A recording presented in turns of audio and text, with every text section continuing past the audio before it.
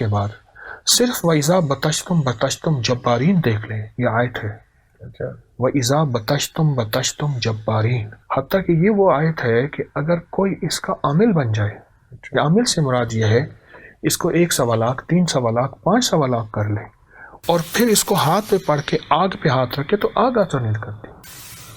ایک صاحب تھے، وہ ابلتی کڑھائی کے اندر اپنی پاؤں کی ایڑی رکھتے تھے اور دم کر دیتے تھے، اور پھر ابلتی کڑھائی سے اپنا پاؤں نکال کے اس کا تیل نچوڑ کے اسی ابلتی کڑھائی سے ہاتھ سے پھر نچوڑ دیتے تھے۔ وہ یہ راز کسی کو نہیں بتاتے تھے۔ آخر کار پتہ چلا ان کے پاس اس آیت کے موکلات، اس آیت کی تاثیر، اس آیت کا کمال اور اس آیت کی برکات ہیں۔ یہاں تک کتابوں میں آتا ہے کہ اس آیت کے پڑھنے والے اس آگ کی حدت کچھ نہیں۔ تو اذا بطشتم وَإِذَا بَطَشْتُمْ بَطَشْتُمْ جَبَّارِينَ، یہ قرآن پاک کی آیت ہے۔ اس کا میں ایک طریقہ کہیں تو بتا دوں؟ جی بتائیے۔ اس کا طریقہ یہ ہے کہ میں ایک نقش بتاتا ہوں اس کا، آپ ایسے کاغذ لے لیجیے۔ آپ نے نقش کی بات کی تو میں نقش کے بدلے نقش دیتا ہوں۔ یہ میری دراز میں کاغذ نکال لیتا ہوں، تو اس کا ہم اس کا نقش بنا لیتے ہیں۔ یہ دیکھیں میرے پاس سفید کاغذ ہے، ٹھیک ہے۔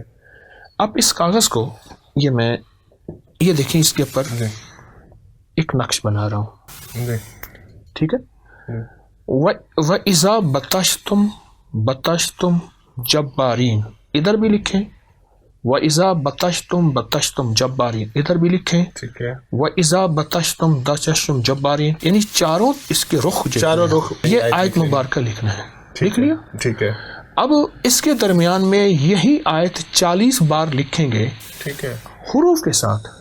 اچھا وا علیحدہ، اچھا، اذا کا الف علیحدہ، ٹھیک ہے، زال علیحدہ، ٹھیک ہے۔ آپ سمجھ رہے ہیں؟ میں سمجھ گیا۔ حروف کے ساتھ اس کو جدا جدا لکھیں۔ یہ جس طرح ہم نے ایک دفعہ پہلے بھی سلام علی نوح فی العالمین کا ایک نقش بتایا تھا، اور بہت لوگوں کو فائدہ اور وہ بہت لوگوں کو فائدہ ہو گیا۔ وَإِذَا بَطَشْتُمْ بَطَشْتُمْ جَبَّارِينَ، اصل میں آپ اوکھے اور انوکھے سوال کرتے ہیں، لوگوں کو فائدہ ہو جاتا ہے۔ جزاک اللہ۔ اوکھے اور انوکھے۔ اچھا، یہ کوئی بھی نقش میرا اخذ کردہ نہیں ہے، ٹھیک ہے، میرے پاس ہر عمل کا مستند کتابوں سے ثبوت ہے۔ ظاہری بات ہے۔ اچھا، اس کو نا جدا جدا حرف الفاظ میں 40 بار یہ لکھ لیجیے۔ ٹھیک ہے۔ اب یہ ایک نقش تیار ہے۔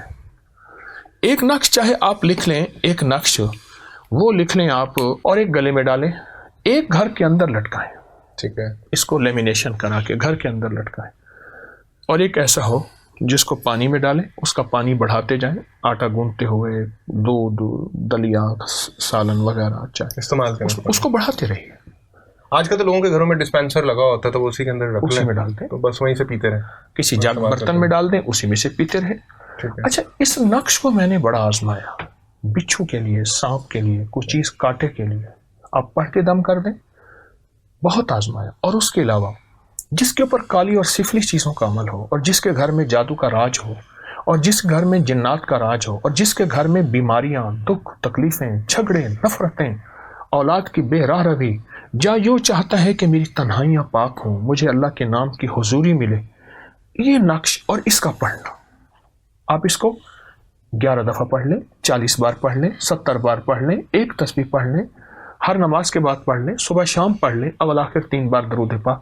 وَإِذَا بَطَشْتُمْ بَطَشْتُمْ جَبَّارِينَ، بہت کمالات ہیں، خاص طور پہ ان کالی چیزوں کے بارے میں جو نظر نہیں آتی۔